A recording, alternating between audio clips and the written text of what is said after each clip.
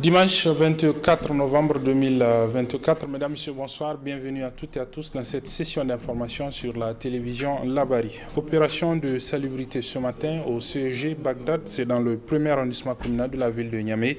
C'est une opération initiée par les autorités du premier arrondissement de la ville de Niamey à l'appel des autorités de la ville justement de Niamey pour consacrer chaque dimanche du mois à une opération de salubrité pour rendre justement la ville plus encore propre. Je vous propose de suivre donc le résumé de cette opération avec nos reporters Halidou Bourema et Ismaël Momouni.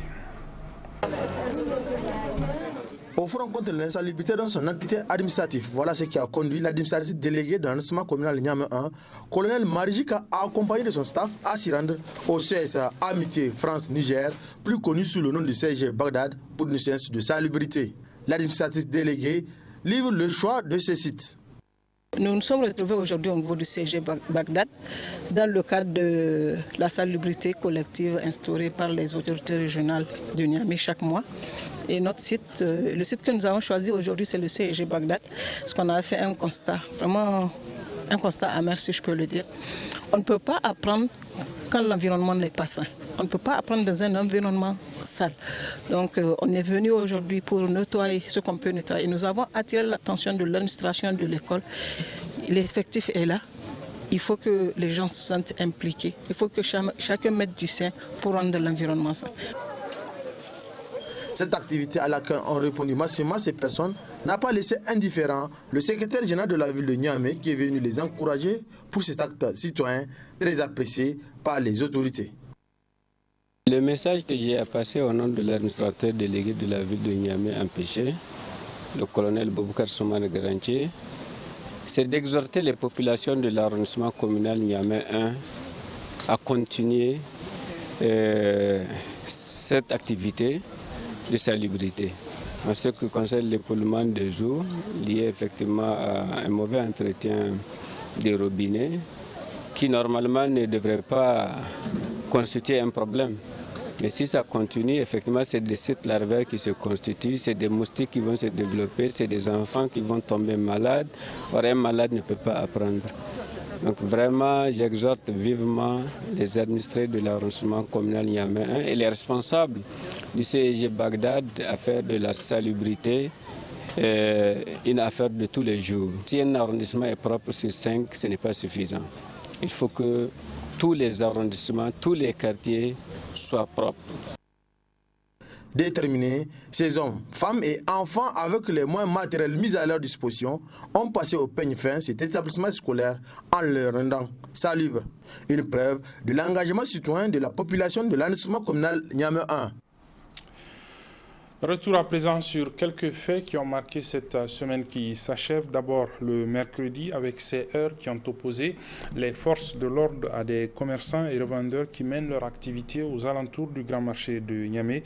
Ils ont en effet été déguerpis et ils n'ont pas du tout apprécié la manière dont cette opération de déguerpissement s'est déroulée, alors que les autorités de la ville les avaient sommés quelques jours avant de déguerpir justement ces lieux. Le résumé de ces heurts entre commerçants et revendeurs du grand marché de Niamey et policiers avec nos reporters Sadou Doumi et Sakina Gazibou. Les alentours du grand marché de Niamey, l'un des grands sites commerciaux de la capitale, étaient en ébullition dans la matinée de ce mercredi 20 novembre 2024. En cause, les occupants des alentours ont été sommés de quitter les lieux, mais ils ne l'ont pas fait. Les autorités municipales de la ville de Niamey ont instruit leur déguerpissement, chose qui a provoqué les émeutes des victimes en colère. Il a fallu l'usage du gaz lacrymogène par les éléments des forces de l'ordre pour maîtriser la situation. Des revendeurs impuissants qui voient leurs kiosques et étals déguerpis n'arrivent pas à contenir leurs larmes. On n'était pas au courant. Nous sommes là avant-hier, ça fait 2 jours de cela. On est là, on nous a appelés la nuit, vers 21h. Quand on nous a appelés, on nous a dit qu'il y a des gens de la mairie qui sont venus aux alentours du grand marché. On ne sait pas pourquoi. On est venu, on a trouvé le directeur des équipements marchands. Ça veut dire le DEM. Le DEM est venu, on était là avec lui. le camion, ça veut dire le tracteur, a commencé même à rentrer dans les bagages pour prendre. On l'a fait dire que non, monsieur le directeur, sans nous prévenir, on ne nous a pas prévenir, on ne nous a rien dit. On est là, moi je suis même chez moi, qu'on nous a appelé dire que les agents de la mairie ont amené le caterpillar pour venir prendre nos marchandises.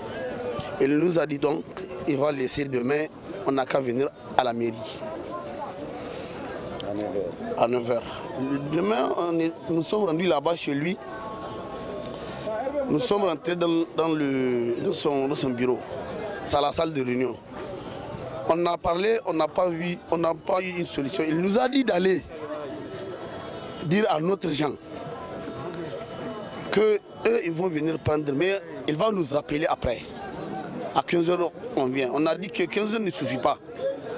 Toute opération qu'on va faire, il devrait nous donner un délai pour que nous puissions dire à nos gens. Et à 15h, on est venu, la presse est venue nous demander, on a dit aux presses ce qui s'est passé. Nous, on est là, il ne nous a pas appelés. Jusqu'à hier, nuit, moi, on m'a appelé à 23h et quelques, que les agents de la mairie ont voulu venir à minuit pour venir à l'organisation. Je suis venu ici sur le terrain. Je suis seul qui est venu sur le terrain. J'ai demandé au DEM, vers minuit, je lui ai parlé, je lui ai dit, monsieur le directeur, pour le Dieu, laisse-nous appeler nos gens, prendre nos marchandises. Il m'a dit non, ça ne lui concerne pas. Lui, c'est une affaire qui est déjà finie. Il a déjà communiqué, il a fait tout. On l'a négocié jusqu'à ce que lui, il n'a rien dit. Il a mis les caterpillars pour saccager nos marchandises.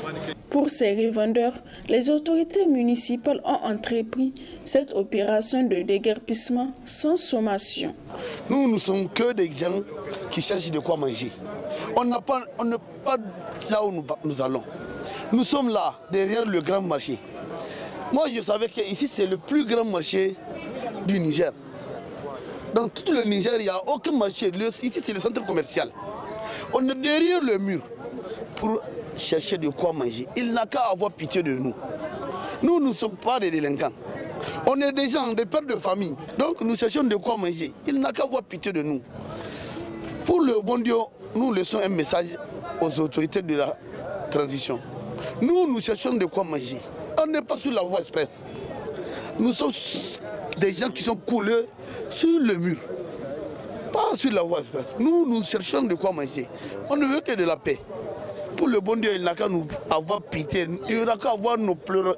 On est en train de pleurer pour lui. Pour le bon Dieu, là, il n'a qu'à nous arranger. Chargé à tort ou à raison, le responsable de la direction de l'équipement marchand DEM de la ville de Niamey, que nous avons rencontré, a refusé de réagir sur le sujet, pourtant pointé du doigt par les victimes.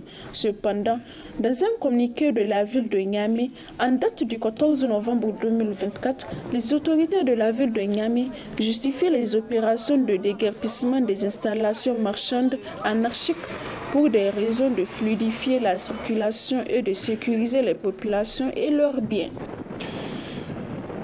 Autre déguerpissement pas du goût de populations qui en sont victimes, c'est au niveau du 5e arrondissement communal de la ville de Niamey. Les habitants du quartier, des habitants du quartier Nongaré ont été déguerpis. Ils ont rendu public à cet effet pour manifester leur mécontentement. Une déclaration, c'était le vendredi dernier. Le résumé avec Ibrahim Abdou et Adam Soumana. Ces ruines-ci ne sont ni la résultante d'une catastrophe naturelle, encore moins celle accidentelle, mais bel et bien provoquée. En effet, c'est la conséquence du bras de fer opposant l'université Abdou Moumouni de Niamey à la population autochtone de Nogaré ayant abouti à ce déguerpissement. Il vous souviendra que le samedi 16 et le dimanche 17 novembre 2024, il y a eu des destructions massives. J'allais dire inhumaines, dégradantes et humiliantes. On a détruit ces habitations. Pour eux, ces habitations sont dans l'emprise de l'université Abdou Moumouni Diop de Niamey, qui par ailleurs est détentrice d'un titre foncier numéro 7084 qui a été initié en 1972 est établi en 1974. Nous dénonçons ce titre parce qu'il est mal conçu. Il n'a aucune base. La base sur laquelle il a été établi, c'est une fausse base. À ce dignitaire du village de Nongaré de faire un bref rappel sur l'octroi du site abritant l'université de Niamey pour éclairer davantage l'opinion publique. Au départ, il y a eu la visite de 4 dignitaires du régime du PPNRA de Djori Hamani. Je vais les citer malheureusement. Il s'agit de Maman Dobi, Léopold Kaziende, Harukouka et Nomak Kaka. Ces 4 personnalités ont rendu visite au chef du village de l'époque, Ahmad Boubacar, communément appelé Agoum. Donc au cours de l'heure, malheureusement aujourd'hui, toutes ces personnalités et cette autorité coutumière ne sont plus de ce monde. Ces 4 personnalités ont émis le souhait d'obtenir un espace dans le but de créer une école de 3 à 4 bâtiments pour accueillir des étudiants qui allaient venir du Dahomey, de la Haute-Volta et du Mali. Séance tenante, lui le chef, croyant à leur sincérité, leur a attribué l'actuel site qui abrite la faculté des sciences et des lettres, présentement. C'est là-bas que le grand-père leur a montré pour qu'ils créent leur école. Mais malheureusement, je ne sais pas par quelle magie, l'université a été bénéficiaire d'un titre foncier TF 7084 de 169 hectares. Au Niger, il y a 3 à 4 façons d'obtenir un titre foncier. Soit vous héritez un terrain de votre famille, c'est un terrain familial qui appartient à votre père ou à votre grand-père. Soit vous l'achetez, soit on vous fait don, on vous fait cadeau. Dans le cas, si c'est pour l'État, on vous exproprie, c'est-à-dire on vous dédommage. C'est les 4 façons là que moi je connais. L'université dit que le grand-père a donné 169 hectares. Nous nous disons qu'on vous a donné l'endroit qui habite actuellement la faculté des lettres et des sciences. Selon notre source, jusqu'à ce que l'université nous apporte la preuve contraire. Les autochtones de ces paisibles quartiers du 5e arrondissement se disent victimes pour une énième fois d'accaparement de leurs terres de l'indépendance du pays à ce jour. Le régime de PPNRA de Djori Hamani et du Sénou Kounti s'est accaparé de toutes les terres de Nongaré. Je dis bien toutes les terres de Nongaré. Là, je pèse mes mots. Toutes les terres, sans exception. Il y a un dignitaire du régime de Djori Hamani qui a avoué, malheureusement il est décédé, il a avoué à quelqu'un qui est vivant. Moi, c'est quelqu'un-là qui me l'a dit. Il me dit vraiment, hey, Ara Nongaré Boré. Je traduis ce qu'il a dit. Ara Nongaré Boré, Walaï Narantonye. C'est un dignitaire de Djori qui dit ça. Il dit Ara Nongaré Walaï Narantonye. Parce qu'il n'a pas de comme réunion no irte, bofo mene borkuno hectare woy, bofo mene hectare haku, bofo mene hectare ié, bofo mene idola. Finalement, ils se sont entendus à 5 hectares. C'est-à-dire que tous ces dignitaires de Djori Hamani là, la liste elle est là. Si vous voulez, on va vous donner la liste. Chacun a eu au moins, au cours de leur partage, chacun s'est retrouvé avec au moins 5 hectares. Non, ils se sont tous accaparés. Mais là, il ne reste que le noyau. Avec le déguerpissement Mani militaire, il ne reste que le noyau central. C'est-à-dire que Nongaré est réduit maintenant à sa position initiale de 1960. C'est tout ce que c'est un petit triangle maintenant qui reste. Mais c'est grave, c'est dangereux. Dans un pays républicain, dans un pays où on parle de droits de l'homme, on parle de l'Aboussani, Zantiankassa. Et ça encore c'est possible. Non, je pense que vraiment, ce n'est pas bien. Quoi qu'il en soit, il urge que des solutions adéquates soient trouvées, ne serait-ce que pour reloger ces familles qui ne savent plus à quel sein se vouer. Les bonnes volontés sont aussi interpellées pour venir en aide à ces déguerpis qui sont désormais sans toit en cette période de saison froide. Toujours au cours de cette semaine qui s'achève, les autorités régionales de la région de Niamey ont mis en service les 2 unités, à savoir la brigade des mœurs et la police sanitaire, que les autorités régionales de la ville de Niamey ont décidé de mettre en service à travers une décision. Les 2 unités ont pour mission chacune, pour la première notamment, la brigade des mœurs, de lutter contre la dépravation justement des mœurs, et pour la police sanitaire de lutter contre la mise en circulation et la mise en consommation des produits néfastes à la santé. Je vous propose de suivre ce reportage sur les réactions des populations de la ville de Niamey après l'annonce et la mise en service de ces 2 unités, à savoir la brigade des mœurs et la police sanitaire. C'est un reportage signé Ibrahim Abdou et Ismaël Moumouni. Lutter contre la dépravation des mœurs à Niamey, c'est ce qui a conduit le gouverneur de la région à créer une brigade des mœurs. Cette dernière sous-entend les valeurs cardinales qui harmonisent la vie en société. Les jeunes, qui sont d'ailleurs considérés comme acteurs principaux de la dépravation des mœurs, saluent cet arrêté du gouverneur à travers le Conseil national de la jeunesse, CNJ. Le gouverneur a pris une mesure salutaire et d'ailleurs cette mesure s'ajoute à beaucoup de mesures qu'elle a pu prendre, notamment la lutte contre le fait que les voies publiques, les acteurs de la ville de Niamey soient envahis par les mendiants. Donc cette décision vient s'ajouter à la mesure prise par le gouverneur de prendre des mesures pour que la ville de Niamey soit débarrassée de tout ce qui est mendiant ambulant. Et aujourd'hui, il vient de prendre une autre décision importante qui à saluer à juste titre, qui est à encourager, parce que il faut que dans notre société, les valeurs cardinales, les valeurs d'antan, ce que nous avons hérité de nos grands-parents, de nos ancêtres, soient respectés. Nous sommes une société bien éduquée, une société qui a des mœurs, qui a des valeurs, qui a aussi des grandes responsabilités qui doivent revenir. La gestion familiale incombe au chef de foyer et c'est un bon responsable administratif de la région que le général de brigade Asuman Abdou Harouna a pris cette décision, un acte hautement apprécié par l'association islamique du Niger. Ce qui se passe dans la ville de Niamey et dans les grandes villes, ça ne doit pas honorer. C'est contraire à nos valeurs sociales, c'est contraire à ce que les gens connaissent. Donc, nous attendons cela et nous savons que cela va se passer. Pour nous, les musulmans du Niger, pour nous, l'association islamique du Niger, c'est quelque chose que nous attendons et que nous savons que ça viendra. Donc, nous disons bonne chance pour le CNSP, bonne chance pour le gouverneur de la ville de Niamey, bonne chance pour tous les décideurs. Et c'est pourquoi partout, tous les jours, dans toutes les grandes villes, dans tous les villages, dans toutes les communes, les gens ne font que prier Dieu pour que Dieu protège notre pays, pour que Dieu protège nos dirigeants qui sont en train de nous sauver, qui sont en train de prendre des décisions courageuses sur le plan social, sur le plan politique, afin de pouvoir mettre à l'abri donc les Nigériens.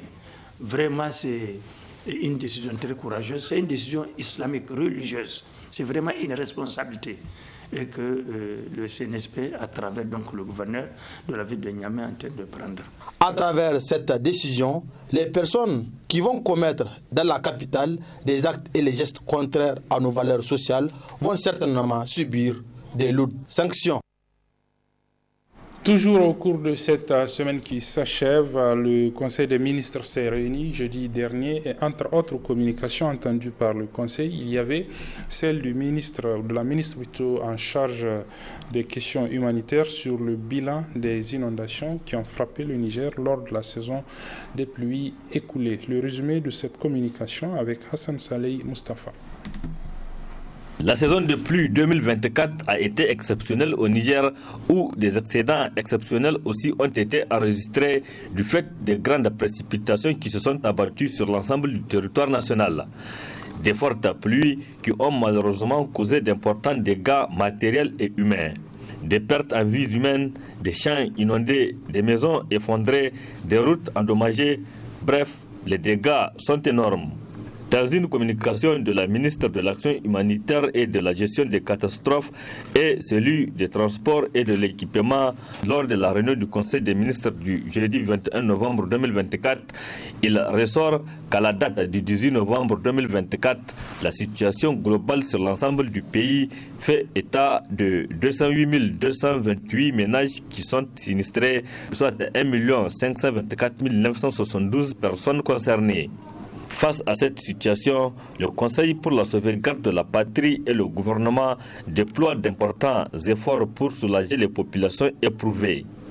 Ainsi, à la date du 15 novembre 2024, des opérations d'appui en kit alimentaire et non alimentaire ont touché 207 871 ménages sinistrés, correspondant à 1 497 117 personnes, soit 99,70% de la cible, pour un coût global de 8 283 564 900 francs CFA sur fonds propres de l'État. À ces efforts, il faut ajouter les appuis multiformes des partenaires et de bonne volonté. Malgré les dégâts causés par les fortes pluies cette année, la campagne agricole a globalement été bonne sur l'ensemble du pays. Elle a répondu aux attentes des paysans, mais aussi des autorités, car les récoltes dépassent tout commentaire et conséquence directe la baisse des prix des céréales sur le marché. Voilà, et c'est sur ce que se referme cette édition, mesdames, messieurs. Merci de l'avoir suivi et très bon début de semaine à toutes et à tous. Au revoir.